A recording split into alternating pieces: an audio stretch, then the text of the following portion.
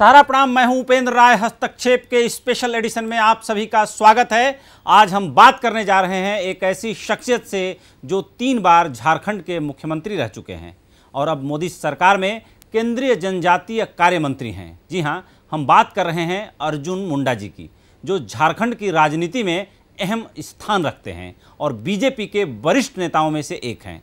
अर्जुन मुंडा जी 27 साल की उम्र में ही विधायक बन गए थे और केवल 35 साल की उम्र में मुख्यमंत्री की कुर्सी संभाल ली थी। अलग झारखंड आंदोलन से राजनीति की शुरुआत करने वाले अर्जुन मुंडा जी बीजेपी के राष्ट्रीय महासचिव भी रह चुके हैं। आप भारतीय तीरंदाजी संघ के अध्यक्ष भी हैं। अर्जुन मुंडा जी, हस्तक्षेप में आपका बहुत बहुत स्वागत है।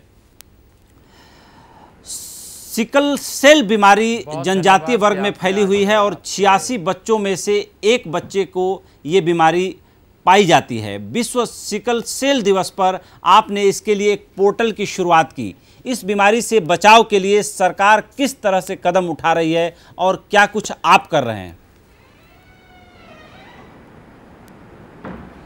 देखिए, ये बहुत ही संवेदनशील विषय के रूप में मंत्रालय ने लिया है जी। और आपने जैसे कहा है कि सिकल सेल के लिए एक पोर्टल हमने लॉन्च किया है और इसमें कई ऐसे विशेषज्ञों को जोड़ते हुए इसका अस्थायी समाधान क्या होगा इस बारे में कोशिश की जा रही है। देश में जनजातीय क्षेत्रों में भी और ऐसे गैर जनजातीय क्षेत्रों में भी बड़े पैमाने पर ये ब्लड डिसऑर्डर की समस्या है और जिसके कारण बहुत सारे लोग इससे प्रभावित होते हैं। और जैसे आपने आंकड़ा, अभी मंत्रालय ने 1 करोड़ से अधिक लोगों के आंकड़े एकत्रित किए हैं और उस आंकड़े के अनुसार जैसे आपने कहा, और 86 बच्चे में से एक बच्चे को 86 बच्चे में से एक प्रभावित मिलते हैं। जी जी। तो यदि हम वॉल्यूम को देखें तो बहुत बड़ी संख्या हो जाती है।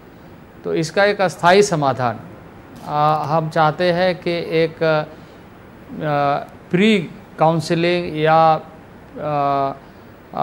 पोस्ट काउंसलिंग या पोस्ट ट्रीटमेंट या प्री ट्रीटमेंट क्या होगा, ये दोनों चीज़ों पर मंत्रालय के साथ, स्वास्थ्य मंत्रालय के साथ और ऐसे विशेषज्ञों और ऐसे शुभचिंतकों के साथ मिलकर के सोचा जा रहा है कि इसका एक अस्थायी समाधान निकले, क्योंकि ये समस्या के समाधान नहीं होने के कारण बहुत सारे ऐसे ग्रामीण क्षेत्रों में भ्रांति भी फैलती है और समस्याएं भी बढ़ती है।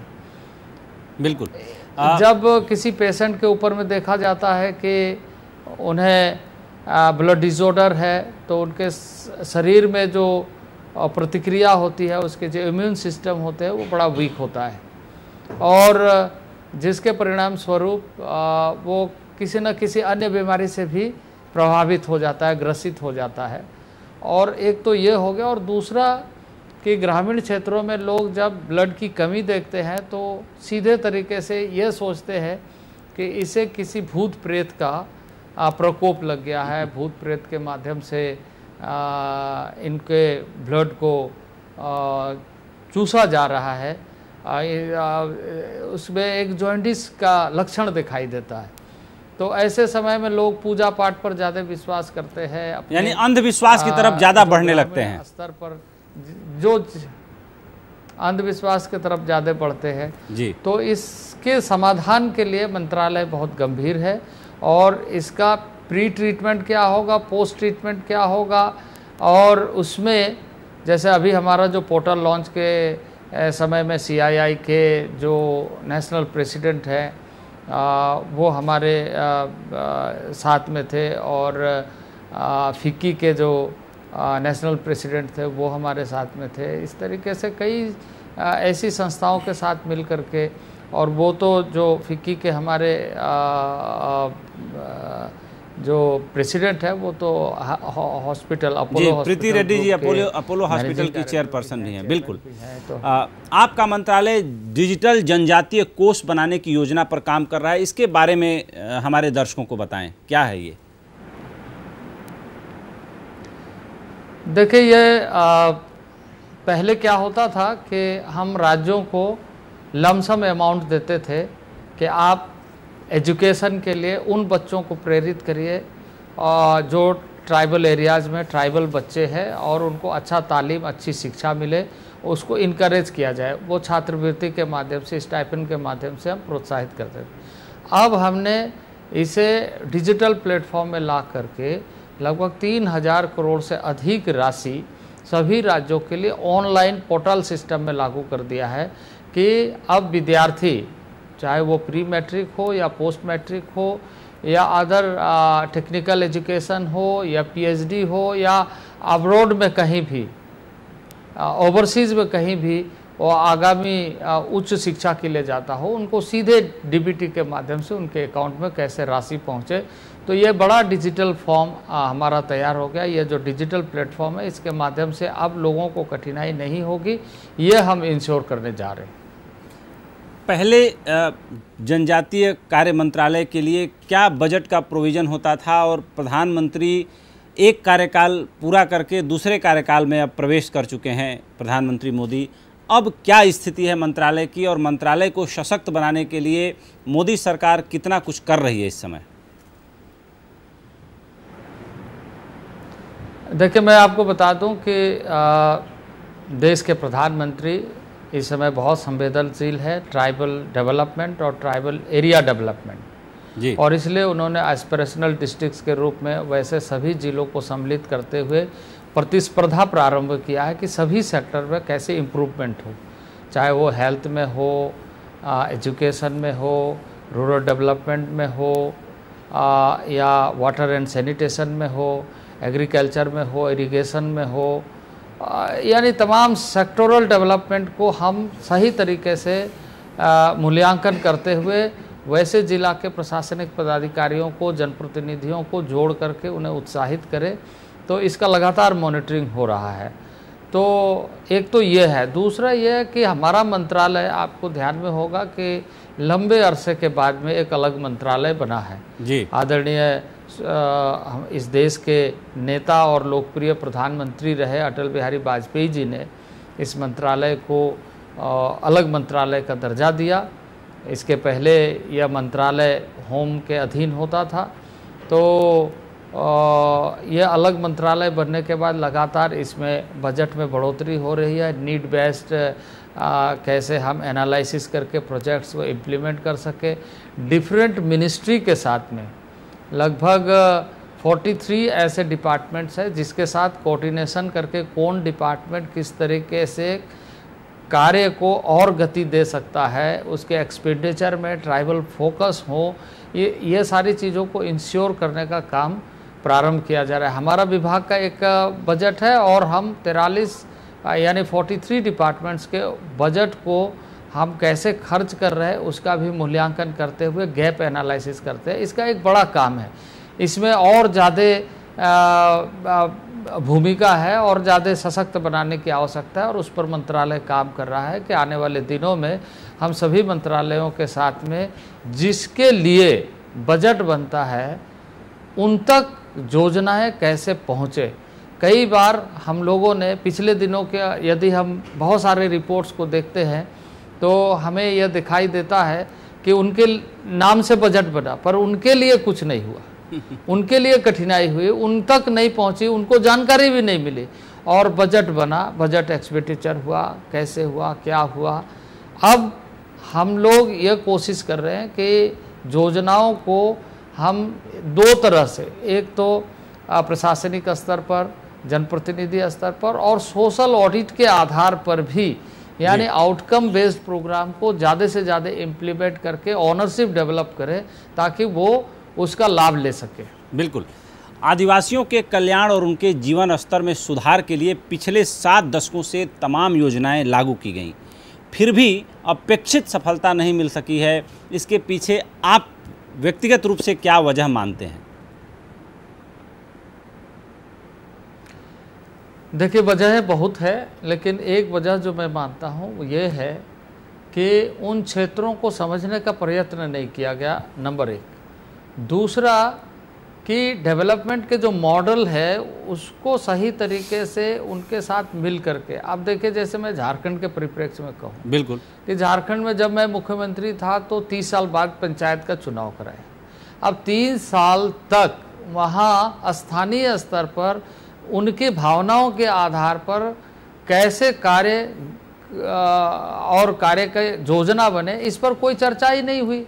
अब वो पदाधिकारी स्तर पर और ऐसे लोगों के बीच में मिलकर के लोगों ने योजना बनाई। कई बार कई योजनाओं के बारे में ऐसी सूचना मिली कि गांव वाले से तो चर्चा ही नहीं हुई, गांव वाले को मालूम ही नहीं है, और उन योजनाओं की राशि एन के एन प्रकार खर्च किए गए और वो राशि का व्यय दिखाया गया।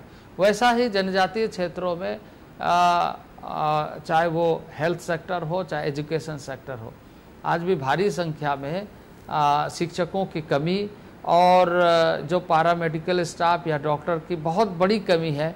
इन सारे चीज़ों को राज्य सरकार को विशेष तौर से और देश के ऐसे सभी राज्य सरकारों को ध्यान रखना चाहिए कि उन क्षेत्रों में ये डेमोग्राफिक तरीके से, जोग्राफिक तरीके से थोड़ी चैलेंजेस है, लेकिन इंश्योर करना चाहिए कि उन क्षेत्रों में सही तरीके से हेल्थ के सिस्टम डेवलप हो, हेल्थ मैन पावर वहाँ पर डिप्यूट हो, वो सही तरीके से काम करे।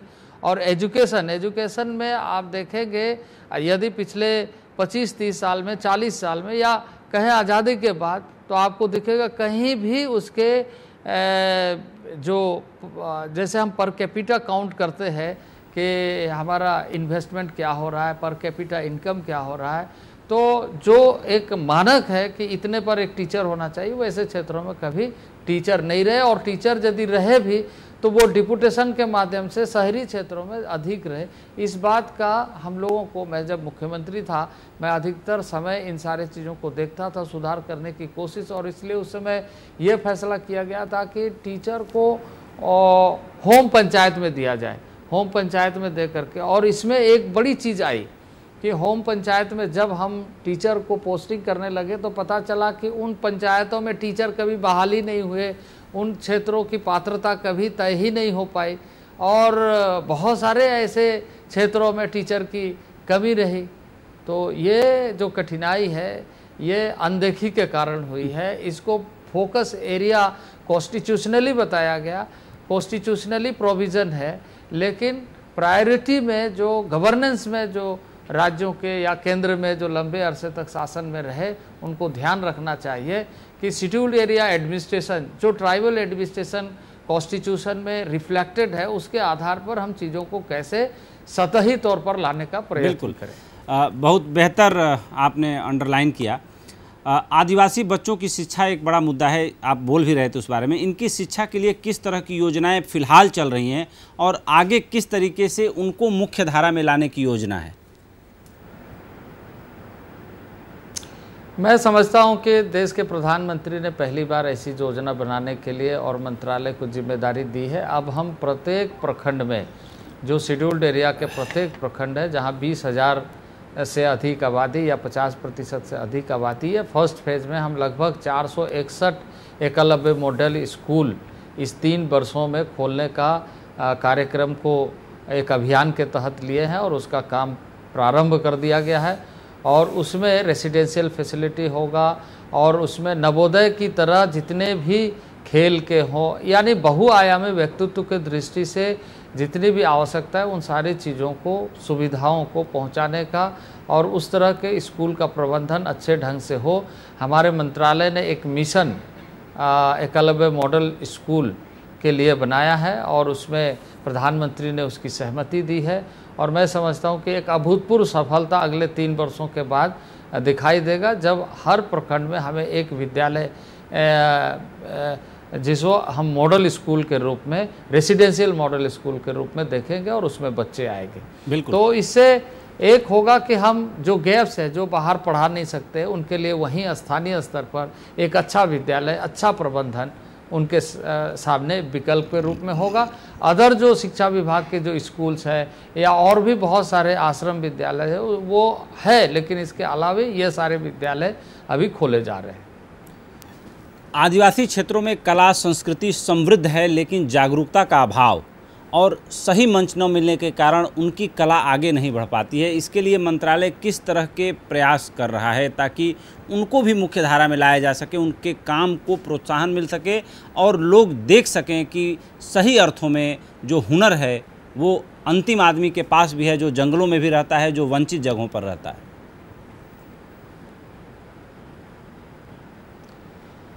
देखिए, कला एवं संस्कृति की बात करें तो हम ट्राइबल में, आदिवासियों में, जनजातीय समाज में सबसे बड़ी जो कला है वो है संतोषी जीवन, और अभाव में रहने के बावजूद भी जंगलों के बीच में खुश रहने की जो परंपराएं हैं, विद्यमान है, वो बहुत बड़ी निधि है।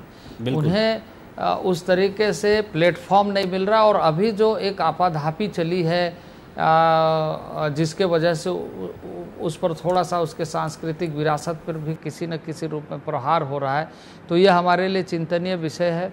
कला संस्कृति एक अलग मंत्रालय है, ये बात सही है, लेकिन आदिवासी कलाओं की जो जीवंतता है वो बनाए रखने के लिए अभी हम उस पर विचार कर रहे हैं कि किस तरह का एक नया प्लेटफॉर्म, न केवल एक प्रेजेंस या एक इस तरह का शोकेसिंग, बल्कि स्थानीय स्तर पर उन सारे चीज़ों को प्रिजर्व और उसका एक रिदम कैसे क्रिएट हो ताकि वो हमेशा के लिए बना रहे, और उसका अपग्रेडेशन भी हम कैसे करें उसमें लगातार, क्योंकि कला के बगैर मनुष्य का जीवन भी अधूरा होता है। बिल्कुल। तो अपने जगह में वो आनंदित है। हमारा जो ट्राइबल करेक्टर है या ट्राइबल फेस्टिवल है या ट्राइबल डांस है, फोकलोर है, डांसेस है, वो स्टेज के रूप में नहीं, जीवन की उतुंगता को, खुशनुमा माहौल को शेयर करने की यह है। ये नहीं कि हम स्टेज में किसी को सिर्फ दिखाने के लिए, हम अपने आप में मदमस्त हो करके प्रकृति के स्पंदन में नृत्य गीत करते हैं। अर्जुन जी, कला कुछ अलग ही होता है। कला और संस्कृति की बात हो रही है तो मुझे पता चला है कि आप बांसुरी बहुत अच्छा बजाते हैं। ये आपने कब सीखा और कैसे सीखा? नहीं, बहुत अच्छा तो नहीं बजाते हैं, पर हाँ ठीक है, कभी कभी थोड़ी बहुत फूंक लेते हैं।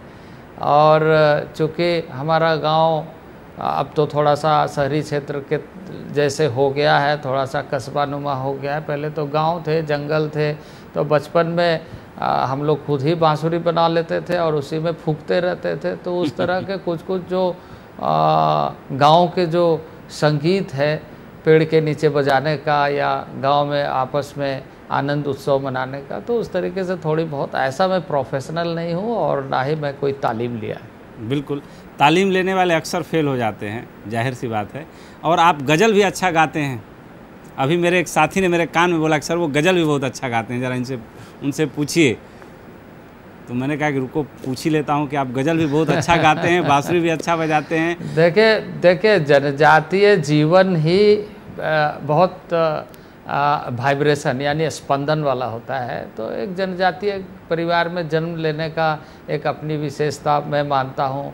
उसे आप स्ट्रेंथ कहिए या वीकनेस कहिए, लेकिन जैसे कहे कि हम लोग जब भी मिलते हैं, गांव के बहुत सारे फेस्ट होते हैं जो परंपरागत रूप से, तो उसमें हम शामिल होते हैं, आनंद उत्सव मनाते हैं, तो गीत भी गुनगुनाते हैं और गज़ल भी कुछ पंक्तियाँ समझ में आती है तो उसको भी गुनगुनाते हैं। वैसे गज़ल तो समझी जाती है, बिल्कुल, गीत गाई जाती है। बिल्कुल बिल्कुल बिल्कुल। वैसे आप मर्यादित जगह पे हैं, लेकिन जाहिर सी बात है कि गज़ल गीत जो है आदमी की अभिव्यक्ति का सबसे उच्चतम माध्यम होता है। अगर आपकी स्वेच्छा हो तो जाहिर सी बात है अपना कोई पसंद गीत 2 लाइन गुनगुना भी सकते हैं। जाहिर सी बात है कि लोग बहुत इसका आनंद उठाएंगे। समय नहीं गुनगुनाऊंगा उपेंद्र जी, मैं गुनगुनाऊंगा, समय आएगा। बिल्कुल, इसीलिए मैंने कहा कि आपके ऊपर है। जरूर गुनगुनाऊंगा, बिल्कुल, क्योंकि इस समय पूरा देश कोरोना में है। बिल्कुल बिल्कुल, इसीलिए मैंने महामारी से उलझा हुआ है। बिल्कुल, मैं जरूर गुनगुनाऊंगा, लेकिन वैश्विक महामारी में जिस तरीके से देश के प्रधानमंत्री ने एक जीवटता के साथ, संकल्प के साथ इस देश को इस समस्या से निकालने का बीड़ा उठाया, उससे हम मुक्त हो जाए, हम जरूर गुनगुनाएंगे। बिल्कुल। बात कोरोना की आपने की है तो एक सीधा सा सवाल आपसे पूछ रहा हूँ। दुनिया भर की तमाम बीमारियाँ जाहिर सी बात है कि अर्बन सिटीज़ में बहुत ही जो है परिष्कृत शहर, परिष्कृत समाज में जल्दी अपनी जगह बना लेती हैं, लेकिन आदिवासी समाज में न तो जनसंख्या वृद्धि जैसी समस्या है, न उस तरह की घनघोर बीमारियां हैं। कुछ बीमारियां हैं जो प्रकृति जनित बीमारियां हैं जो होती हैं, लेकिन अभी भी कोरोना काल में भी आदिवासी क्षेत्रों में जो है कोरोना नामक बीमारी वहाँ नहीं पहुँची है और लोग एकदम ठीक हैं, मस्त हैं, उनके जीवन पर कोई इसका बहुत खास असर नहीं है। आप क्या वजह मानते हैं कि जो आदिवासी क्षेत्र हैं वो अभी भी बहुत ज़्यादा खुश हैं, जो संतोषी जीवन आपने कहा, और बीमारियों से बहुत हद तक मुक्त हैं? देखिए, ऐसा है कि मैं आपको बता दूं कि 2-4 ऐसे फेस्ट साल में होते हैं, त्यौहार ऐसे होते हैं जहां पर गैदरिंग होती है, लोग मिलते जुलते हैं और सामूहिक नृत्य, सामूहिक गीत और इस तरह के कुछ, किसी के घर में अगर कोई उत्सव होता है तो लोग शामिल होते हैं।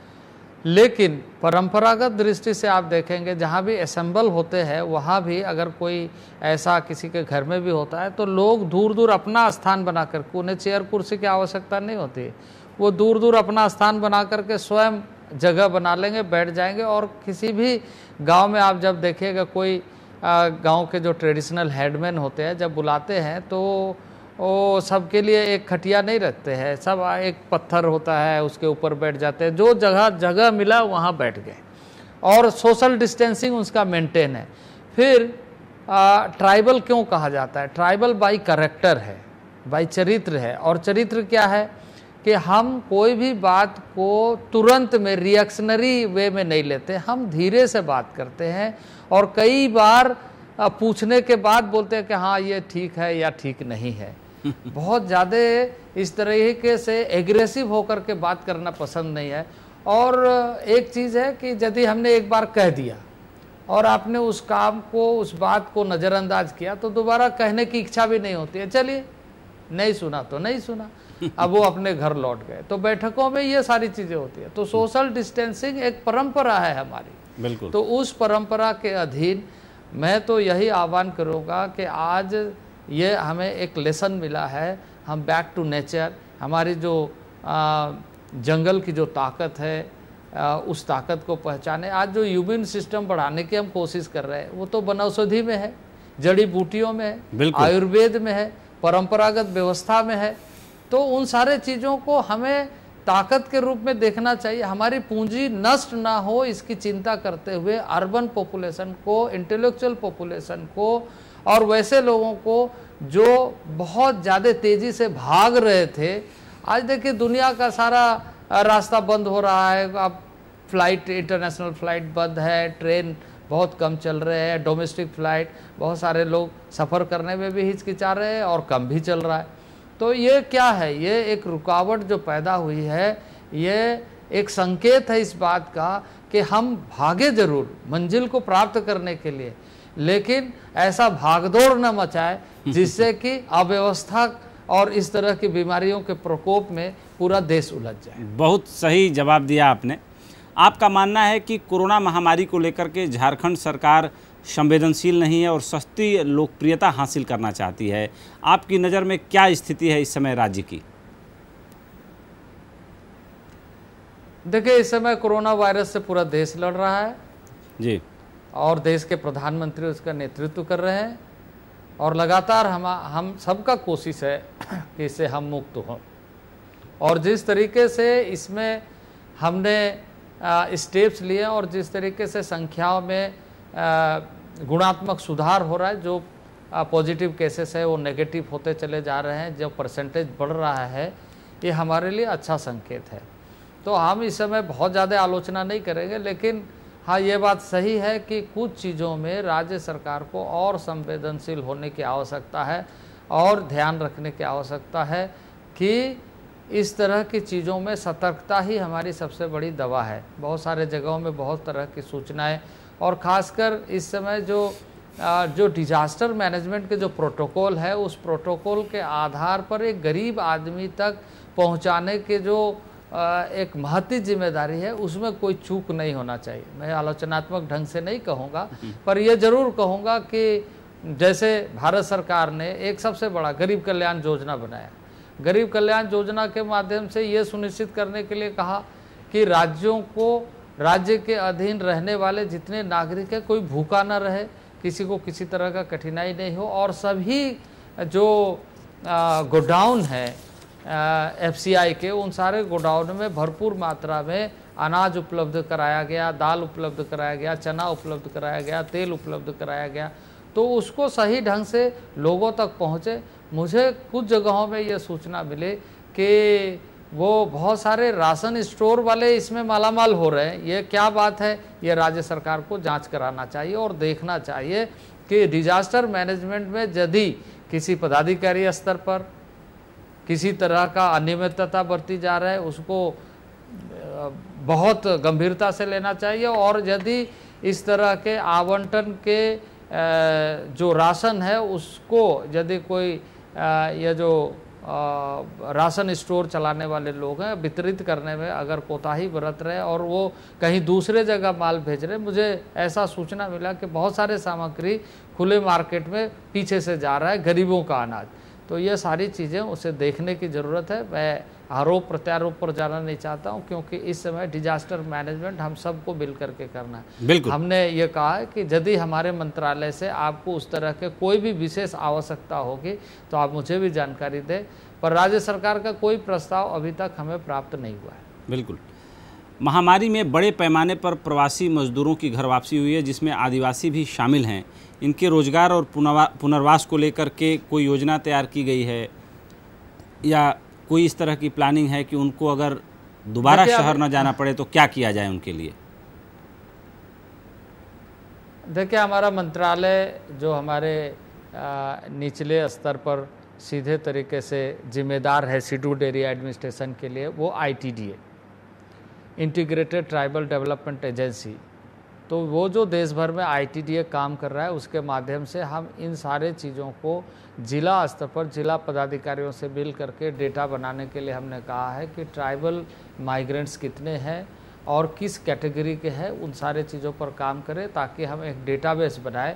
और हम ये भी इसके साथ साथ बनाएं कि गांव में 18 साल की आयु 20 साल की आयु पार करने के बाद आदमी रोज़गार के लिए जाता है तो वो किस तरह के किस स्किल डेवलपमेंट ले रहा है, वो स्किल डेवलपमेंट में रुचि ले रहा है या आगे की पढ़ाई के लिए रुचि ले रहा है, उन सारे चीज़ों का भी हम सही तरीके से डेटा मैनेजमेंट कर सके। क्योंकि यदि हमें पता चलेगा कि मैट्रिक या इंटर पास करने के बाद वो आगे नहीं जाना चाहता, वो स्किल डेवलपमेंट के माध्यम से कोई रोज़गार प्राप्त करना चाहता है, तो वो किस तरह का स्किल डेवलपमेंट हो, स्किल डेवलपमेंट मिनिस्ट्री के साथ मिलकर के जो योजनाएं चल रही है उसके बारे में उसे असिस्ट करना।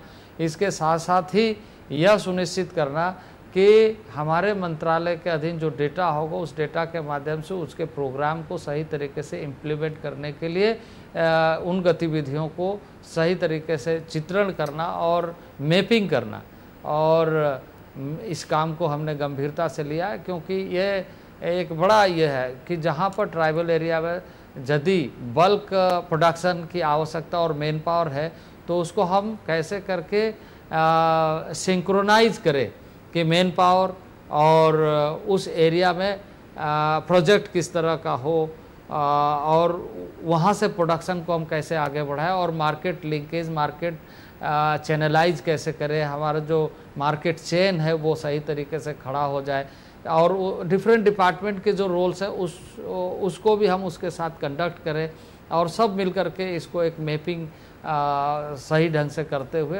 इम्प्लीमेंट के रास्ते पर लेके आ जाए। अभी ये कोरोना वायरस एक तरीके से हमें एक बहुत बड़ा अपॉर्चुनिटी भी दिया है कि हम अपने गैप्स एनालिसिस करके इसको सही ढंग से करें। कई बार हम कई योजना इस रूप में लेते हैं कि हम योजना हमारे मंत्रालय को करना हमने कर दिया, उसका आउटकम क्या आएगा, उसका एंड रिजल्ट क्या आएगा, उसके ओनरशिप कैसे होंगे, उसमें कैसे इन्वॉल्व होंगे, इस पर हम सतही तौर पर काम करने में विफल हो जाते हैं। स्कीम इम्प्लीमेंटेशन या स्कीम को पूरा करना एक पक्ष है और स्कीम से लाभ लेना दूसरा पक्ष है।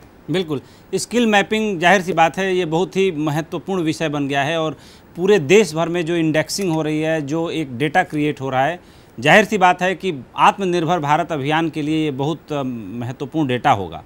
कोरोना महामारी को देखते हुए सरकार ने वन तुलसी बीज, वन जीरा बीज, इमली बीज समेत सभी तरह के माइनर फॉरेस्ट प्रोड्यूस की न्यूनतम MSP तय करने का फैसला लिया है। इसके बारे में दर्शकों को विस्तार से बताएं कि ये क्या योजना है। देखिए, वनोपज के बारे में बहुत सारे वनोपज ऐसे हैं जिसमें ऐसे औषधि गुण है और जिसको एन केन तरीके से लोग एक्सट्रैक्ट करा के बेचने का काम करते हैं या खरीदने का काम करते हैं। अब हमने उस सारे चीज़ों का अध्ययन करके पहले 12 चीज़ों पर, वस्तुओं पर समर्थन मूल्य तय किए गए थे, लेकिन अब हमने लगभग 70 ऐसे चीज़ों को चिन्हित करके, ऐसे वस्तुओं को, ऐसे औषधि गुण वाले पौधों के मामले में या ऐसे उत्पाद को हमने तय किया है कि उसका मिनिमम सपोर्ट प्राइस मिलना चाहिए, जिसके माध्यम से जो गैदरर है, जो संकलन करता है, जो जमा करता है फॉरेस्ट प्रोड्यूस को, जो इस बात को जानता है कि वो पौधा जिंदा रहेगा तभी हर साल हमें ये मिलेगा। बहुत सारे पूरा पौधा को ही उखाड़ करके ले जाना चाहते हैं, लेकिन ट्राइबल वैसा नहीं चाहता है। ट्राइबल चाहता है कि वो जंगल बना रहना चाहिए, वनौषधि नेचुरल वे में पैदा होना चाहिए और उतना ही मात्रा निकाल करके हम उपयोग करें ताकि नेक्स्ट ईयर हमको फिर से प्रोडक्शन मिले, हम उसी तरीके से हार्वेस्ट करें। तो ये सारी चीज़ों को एक मैपिंग करने की आवश्यकता और इसका बाजार अच्छे ढंग से बनाने की आवश्यकता, और जो परंपरागत औषधि है ट्राइबल एरिया में, ट्राइबल लोगों के बीच में, या जिसे हम आयुर्वेद कहते हैं, वनौषधि कहते हैं, उन सारे चीज़ों का सही ढंग से संरक्षण भी हो, संवर्धन भी हो, उत्पादन भी हो, बाजार भी हो और ट्राइबल को उसका भरपूर लाभ भी मिले।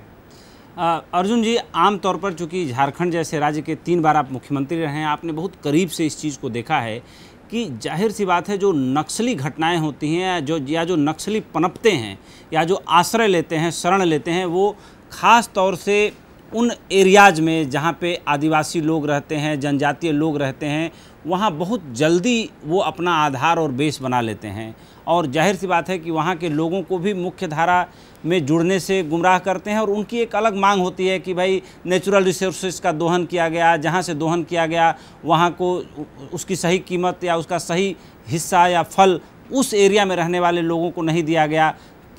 आमतौर पर जो लेफ्टिस्ट थॉट वाले लोग होते हैं, इस धारा में एक्सट्रीमिज़म की तरफ बढ़ते हैं, तो जाहिर सी बात है वो नक्सलवादी हिंसक घटनाओं में हिस्सा लेने लगते हैं। तो ये जो घटनाएं होती हैं या इस तरह के जो लोग होते हैं, क्या वजह है कि उन एरिया में ज़्यादा अपने को सुरक्षित और महफूज महसूस करते हैं? जंगल उसका मेन आधार है या कुछ और आधार है?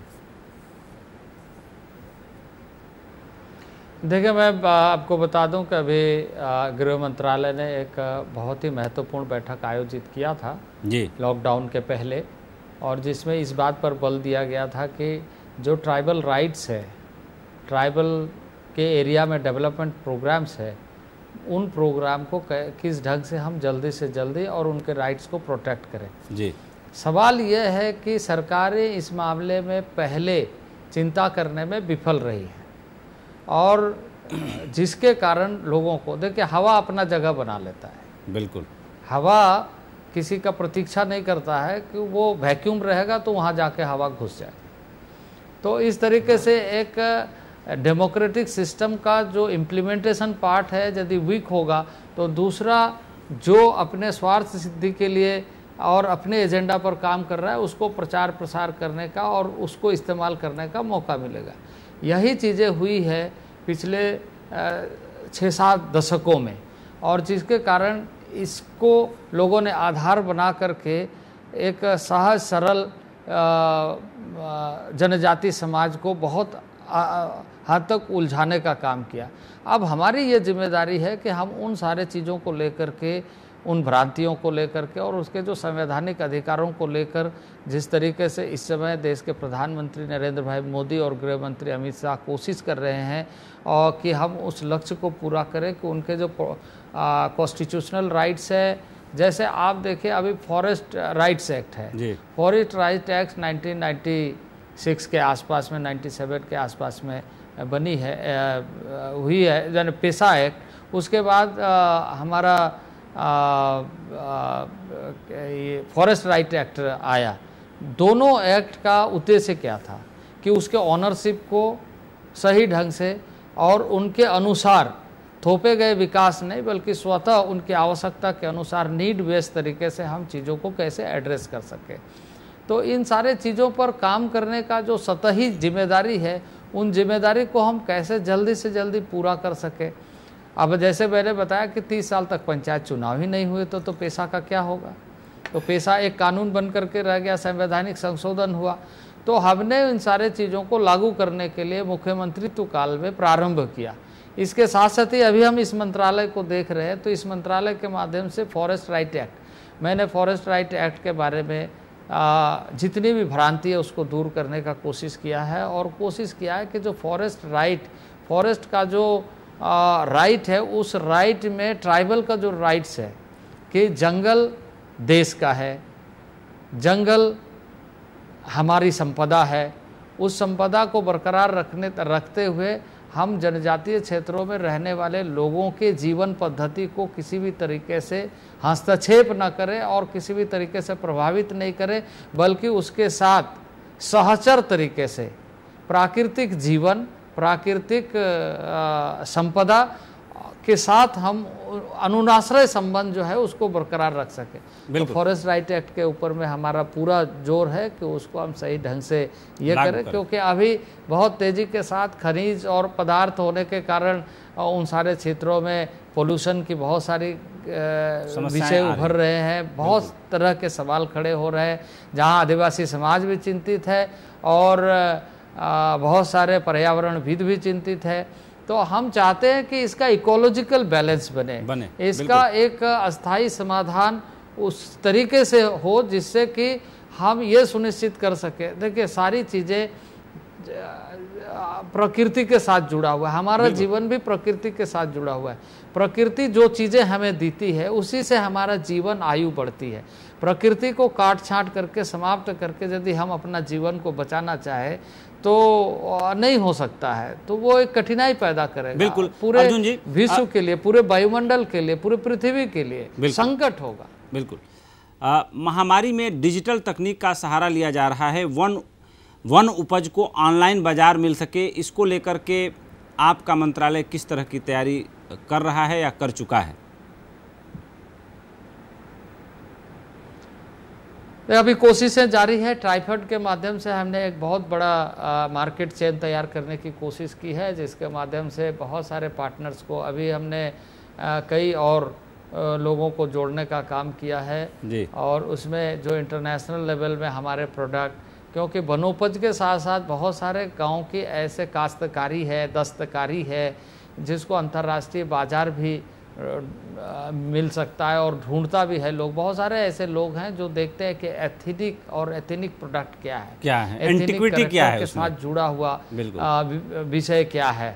बिल्कुल। तो उन सारे उत्पादकों को चिन्हित किया जा रहा है और लगभग 3.5 लाख आर्टिजन्स को हमने इस प्लेटफॉर्म में लाने का कोशिश किया। जैसे इंटरनेशनल मार्केट के लिए 170 देश के लिए हमने अमेजन के साथ एग्रीमेंट किया है, तो वहीं और भी कई एजेंसी के साथ हमने कोशिश किया है कि हम उसके साथ मिल कर के काम करें। हमारे जेम पोर्टल में अभी हमने किया है कि भारत का जो हर समय भारत के प्रधानमंत्री हमारे नरेंद्र भाई मोदी जी जेम पोर्टल और जेम पोर्टल के माध्यम से, तो वहाँ पर भी हमारे प्रोडक्ट अच्छे ढंग से डिस्प्ले हो, उसका मार्केटिंग हो। और सबसे बड़ी चीज़ है, ट्राइबल प्रोडक्ट जो भी होता है उसको आप मान सकते हैं कि वो अधिकतर ऑर्गेनिक है, अधिकतर परंपरागत तरीके से। एक धान को छोड़ करके मैं समझता हूँ कि बाकी सारी चीज़ें ऑर्गेनिक है। धान में जो है सीड, अभी बहुत हद तक सीड जो है मैनिपुलेट हुआ है, सीड नया सीड आया है और सीड रीजर्मिनेटिंग वाला नहीं आया है कि जर्मिनेट हो गया उसके बाद वो खत्म हो गया, नेक्स्ट ईयर फिर से नया सीड डालना पड़ेगा। तो ये सारी चीज़ें एक है। अभी हम लोग ये कोशिश कर रहे हैं कि और भी जो भी उत्पाद हो, जो भी फसल हो, वो ऑर्गेनिक तरीके से ज़्यादा हो। बिल्कुल। आदिवासी क्षेत्रों में जिस तरीके से जड़ी बूटियों का खजाना है, जाहिर सी बात है कि आपने पहले भी कहा कि आज पूरी दुनिया जो है आयुर्वेद की तरफ लौट रही है और ये जानना चाह रही है कि भारत में जो लोग हज़ारों साल तक जीते थे, जिनकी लंबी आयु थी, वो वनों के संपर्क में और प्रकृति के संपर्क में रहते थे, प्रकृति के संसर्ग में रहते थे। तो जो वन संसाधन हैं उनके उपयोग और विकास भी एक तरह से बड़ी चुनौती है हमारे सामने। उसके लिए अलग से आपका मंत्रालय क्या कर रहा है या क्या कुछ करने की योजना है? देखिए, मैंने बताया ना कि ट्राइफेड हमारा एक फेडरेशन है जी। स्टेट लेवल पे बहुत सारे स्कीम्स, जैसे हम माननीय प्रधानमंत्री ने लॉन्च किया है वन धन योजना जी। वन धन योजना के माध्यम से हमारी ये कोशिश है कि जगह जगह बल्क प्रोडक्शन, वैसे एथनिक प्रोडक्ट, जड़ी बूटियाँ, आयुर्वेद, सारी चीज़ें जो प्रिजर्व भी हो, प्रोटेक्ट भी हो और उसका प्रोडक्शन भी सही ढंग से हो और उसका बाजार भी अच्छे ढंग से मिले। झारखंड और छत्तीसगढ़ समेत तमाम आदिवासी बहुल इलाकों में सबका साथ सबका विकास का मोदी सरकार का जो नारा है वो कितना फायदेमंद रहा है अर्जुन जी? देखिए, ये नारा नहीं है, ये हृदय के भाव हैं भारत के प्रति। माननीय प्रधानमंत्री जी का एक संवेदनशील नेतृत्व का एक बहुत बड़ा उदाहरण है कि उन्होंने पूरे देश को एक समूह में एक साथ बेहतर ढंग से कैसे एक भारत एक परिवार के रूप में कैसे आगे बढ़े, इसका एक संकल्प है। और इसलिए उन्होंने कहा है सबका साथ, सबका विकास और सबका विश्वास। काफ़ी लंबे समय बाद भारतीय जनता पार्टी में बाबूलाल मरांडी जी की वापसी हुई है। जाहिर सी बात है कि उम्र में, अनुभव में आपसे बड़े हैं, लेकिन मुख्यमंत्री देखा जाए तो 3 बार आप रहे। आपको क्या लगता है कि जिस तरीके से भारतीय जनता पार्टी ने झारखंड को लेकर के अपनी नीति बनाई है, एक बार भारतीय जनता पार्टी दोबारा से ताकतवर होकर झारखंड में उभरेगी? देखिए, भारतीय जनता पार्टी अभी भी ताकतवर है जी। वोटिंग परसेंटेज को भी अगर हम देखें तो आपको अंदाज़ा लग जाएगा जी। लेकिन बाबूलाल मरांडी जी के आने से मैं समझता हूं कि सतही तौर पर और अधिक मजबूती मिलेगी और आने वाले दिनों में हम अच्छा परिणाम दे करके इस राज्य का भविष्य को बेहतर बनाने की दिशा में एक महत्वपूर्ण भूमिका निभाएंगे। आप चूँकि खुद झारखंड को लंबे समय तक नेतृत्व देते रहे हैं, आपको क्या लगता है कि जो मौजूदा सरकार है, जेएमएम की, आरजेडी की और कांग्रेस की, 3 पार्टियों की सरकार जो तिपाए पे खड़ी है, ये बड़ा संकट रहा है झारखंड में एक पूरा कार्यकाल को पूरा कर लेना, 5 साल के कार्यकाल को पूरा कर लेना। आपको लगता है कि ये सरकार अपना कार्यकाल पूरा करेगी या महाराष्ट्र की तरह, जैसा कि देवेंद्र फडणवीस जी का ये बयान बड़ा मशहूर हुआ था कि ये सरकार को गिराने की ज़रूरत नहीं, अपने अंतर्विरोधों से स्वयं गिर जाएगी?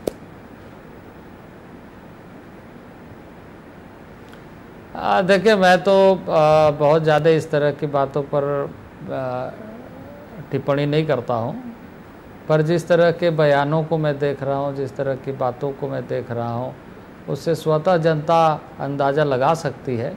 मुझे कुछ कहने की आवश्यकता नहीं है। जो कार्यक्रम इस समय झारखंड में होना चाहिए, कार्यक्रम सही ढंग से चल नहीं पा रहे हैं और मुझे लगता है कि कहीं ना कहीं आपसी इस तरह की चीज़ों में उलझन है, जिसके वजह से जो औपचारिक रूप से जो जनता के लिए सतही काम को करने के लिए निर्णय लेने की आवश्यकता है, उसमें कोई गति नहीं है और एक वैक्यूम सा दिख रहा है। तो मैं यही सुझाव दूंगा कि आपको जनता ने चुना है तो आप बेहतर काम करिए, जनता के लिए काम करिए। अब आप देखिए कि अभी जिससे राजस्व अधिक फायदा होगा राजस्व का, अब कोल के बारे में एक फैसला गवर्नमेंट ऑफ इंडिया ने लिया है कि कोल के माध्यम से हम ओपन ऑक्शन करके ट्रांसपेरेंट वे में हम ये सुनिश्चित करें कि राज्यों को अधिक से अधिक अपना रॉयल्टी के अलावे भी रेवेन्यू प्राप्त हो। तो उन योजनाओं के बारे में राज्य सरकार का जो रिएक्शन है, जिस तरीके से है, मैं यही सुझाव दूंगा कि भाई आप राज्य को लॉन्ग टर्म देखिए, बिल्कुल शॉर्ट टर्म के प्रोग्राम के साथ साथ लॉन्ग टर्म विजन के साथ काम करिए और ये सुनिश्चित करिए कि इस राज्य का निर्माण आपके शासनकाल तक नहीं हुआ बल्कि आदि काल से अनंत काल तक के लिए हुआ है। बिल्कुल बिल्कुल बिल्कुल। अब ठीक है, हम ये कह सकते हैं कि नए राज्य है, लेकिन आगे जब तक भारत है तब तक ये राज्य रहेगा और भारत अनंत काल तक रहेगा। बिल्कुल। अर्जुन जी, आपने अपने कार्यकाल को बहुत अच्छे से चलाया, निकाला, कोई उस तरह का घोटाला नहीं हुआ, कुछ नहीं हुआ, लेकिन अदर पार्टियों के हाथ में जब जब झारखंड की कमान आई है, बहुत ज़्यादा ईडी, सीबीआई, ये घोटाला, वो घोटाला, माइन, मिनरल, ठेका, पट्टा बहुत ज़्यादा हो जाता है। इसके पीछे आप क्या वजहें मानते हैं? पार्टी का फंडामेंटल एक विचारधारा, एक अनुशासन का न होना, या क्षेत्रीय पार्टियों का जो विजन होता है वो 5 साल से भी छोटा होता है, ये कारण मानते हैं? नहीं, देखिए, क्षेत्रीय पार्टी के रूप में हमारे कई प्रदेश बहुत अच्छे चल रहे हैं। ऐसा नहीं है कि नहीं चल रहे हैं, चल रहे हैं, अच्छा चल रहे हैं। जो अच्छा काम कर रहा है उसे हम कह सकते हैं कि अच्छा चल रहा है। कई प्रदेश उसके उदाहरण हैं। लेकिन यहाँ क्या हो रहा है कि जो ट्रांसपेरेंट प्रोसेस के आधार पर काम को करने के लिए जो एक जीवटता चाहिए, एक संकल्प चाहिए और एक कमिटमेंट चाहिए, कि जनता ने जो कॉन्फिडेंस दिया उस कॉन्फिडेंस के आधार पे हम कमिटमेंट के साथ काम करें, उसमें कमी रहती है और इस तरह के विषय पर उलझ जाते हैं। और स्वाभाविक रूप से जब प्रोसेस ट्रांसपेरेंट नहीं होगा तो सवाल खड़े होंगे, और सवाल खड़े होंगे तो स्वाभाविक रूप से उसे झेलना पड़ेगा। तो ये सारी कठिनाई कई बार हुई है। अब जैसे कांग्रेस ने मुझे पता नहीं, एक निर्दलीय को मुख्यमंत्री के लिए नेता चुन लिया। अब इसका क्या अर्थ आप लगा सकते हैं? अब इसे क्या कह सकते हैं? जिसकी कोई अकाउंटेबिलिटी, रिस्पॉन्सिबिलिटी नहीं है, कि दलीय रिस्पॉन्सिबिलिटी भी नहीं है, वैचारिक रिस्पॉन्सिबिलिटी नहीं है, आपने उसको एक राज्य का नेतृत्व करने के लिए छोड़ दिया, तो अब उसका क्या कहा जाए? अब इसकी आलोचना करके भी मुझे नहीं लगता कि बहुत ज़्यादा कुछ मिलने वाला है। बल्कि हमें सतर्क रह करके ये सुनिश्चित करना चाहिए कि आने वाले दिनों में ऐसी स्थिति ना बने जिससे राज्य के लोग प्रताड़ित हो जाएं। बिल्कुल। हम लोग इंटरव्यू के अपने आखिरी पड़ाव में हैं। आखिरी 2 सवाल आपसे पूछ रहा हूँ। जिस तरीके से झारखंड जैसे रिचेस्ट राज्य में गरीब ज़्यादा हैं और एक लंबे समय के बाद भी उनके जीवन स्तर में बहुत बेहतर सुधार नहीं देखने को मिल रहा है, पर कैपिटा इनकम जो उनकी बढ़नी चाहिए जिस रफ्तार से, वहाँ के माइन, मिनरल्स और इन सब चीज़ों को देखते हुए वो भी नहीं हो पाया है। ऐसे में उनके जीवन स्तर को सुधारने के लिए क्या कुछ होना चाहिए? अगर मान लीजिए कि आप दोबारा से मुख्यमंत्री बने झारखंड के, तो आप क्या करना चाहेंगे? देखिए, स्ट्रीमलाइन करना चाहिए सारे सिस्टम्स को, और ये करना चाहिए जैसे डीएमएफ फंड के बारे में उसके स्टेट गवर्नमेंट की जिम्मेदारी है, उसका मॉनिटरिंग अच्छे ढंग से हो और उसको आउटकम बेस्ड बनाए, क्योंकि उसके बारे में एक बड़ा फंड राज्य में जिला स्तर पर उपलब्ध होता है।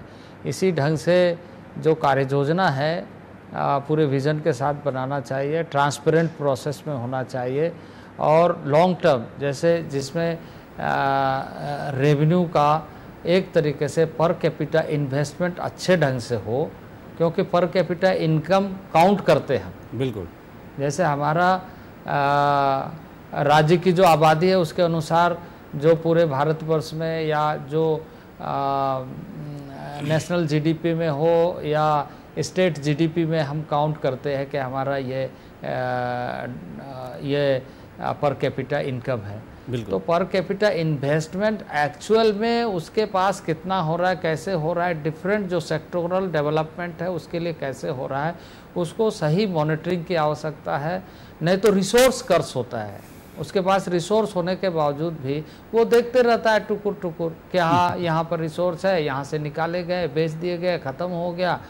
तो पहले जो रॉयल्टी की सिस्टम थी उससे बहुत ज़्यादा लाभ नहीं मिलता था। हमारे समय में एक बात फिर चली कि एड वैलोरम कोल का रॉयल्टी होना चाहिए, जो बाद में उसकी मान्यता मिली। इस तरीके से कई चीज़ों में हमें लगातार सुधार करते हुए ये सुनिश्चित करना चाहिए, और वो राज्य की जिम्मेदारी ज़्यादा बनती है। और केंद्र इस समय जो जैसे ऑक्शन के मामले में कि ऑक्शन जो होगा, ऑक्शन का सारा राशि राज्य को मिलेगा।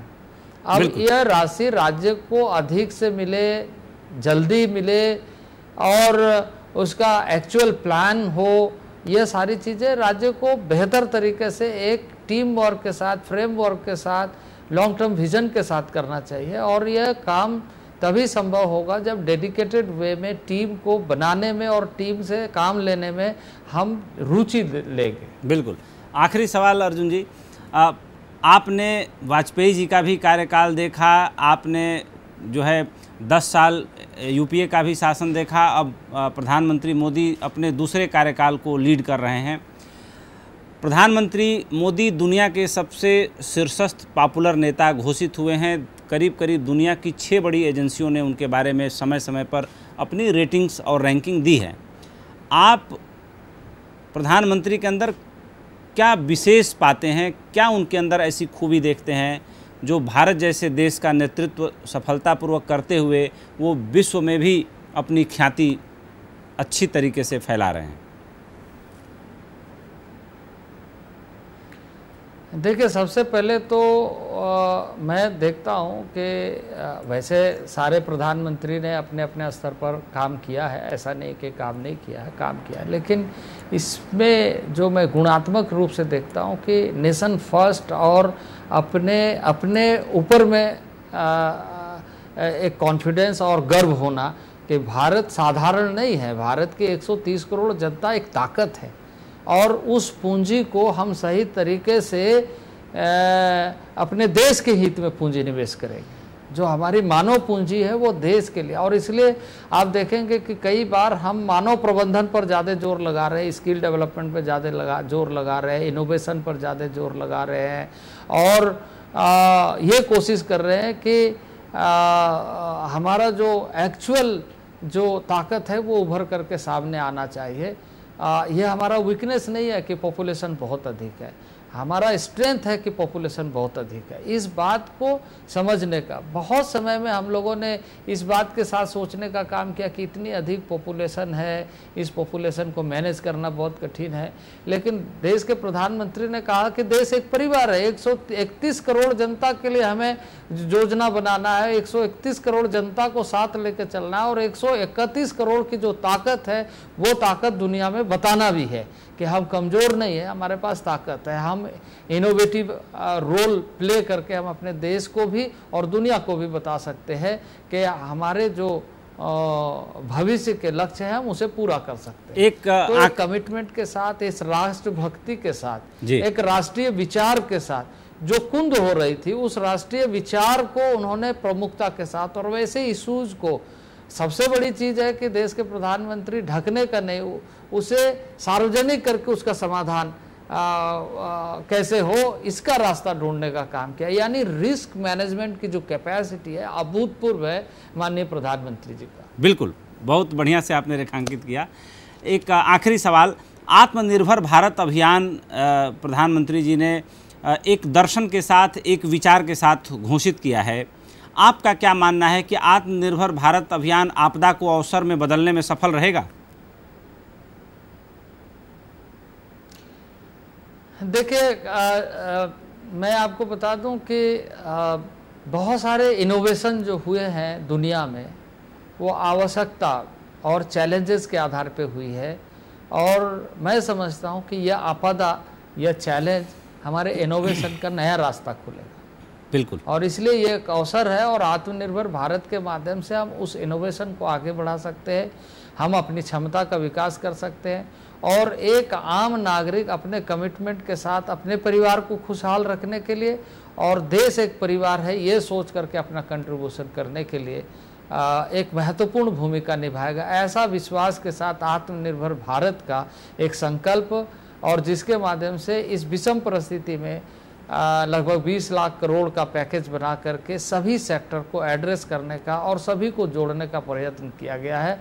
अब इसे ज़मीनी हकीकत तक बदलने के लिए इस देश के तमाम नागरिकों को एक संवेदनशील भूमिका निभाने की जो आवश्यकता है, जिसका आह्वान प्रधानमंत्री ने किया है, हम सबको मिलकर के करना पड़ेगा। अर्जुन जी, सहारा न्यूज़ नेटवर्क से बातचीत करने के लिए आपने वक्त निकाला, इसके लिए दिल की गहराइयों से धन्यवाद करता हूं। तो दर्शकों, आपने सुना अर्जुन मुंडा जी को, जो अपने निजी जीवन में एक बेहद ही संजीदे इंसान हैं। वो बांसुरी भी बजाते हैं, गज़ल भी गाते हैं। हालांकि 3 बार मुख्यमंत्री रहने के बाद भी उन्होंने अपने अंदर की सहजता नहीं छोड़ी है। उन्होंने बहुत बेबाकी से मेरे सारे सवालों का जवाब दिया, और आज मुझे भी उनके विजन को जानने और समझने का मौका मिला। तो हस्तक्षेप के स्पेशल एडिशन में हमें दीजिए इजाज़त और 8 बजे हस्तक्षेप का दूसरा एडिशन देखना न भूलिए। धन्यवाद, सहारा, प्रणाम।